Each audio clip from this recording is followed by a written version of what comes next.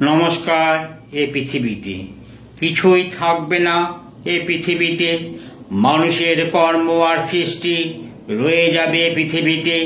তবুও চলে হিংসা, বিদ্বেষ ও দ্বন্দ্ব। যতক্ষণ শ্বাস ততক্ষণই বাস এ পৃথিবীতে। মানুষ না ফেরার দেশে যেতেই তার সবই রইবে পড়ে ধরনের ধরাতলে। সৃষ্টি আর কর্মই মানুষকে চিরক্ষয় করে রাখে পৃথিবীতে। টাকার নেশায় ধ্বংস হয় মানুষ ও সমাজ।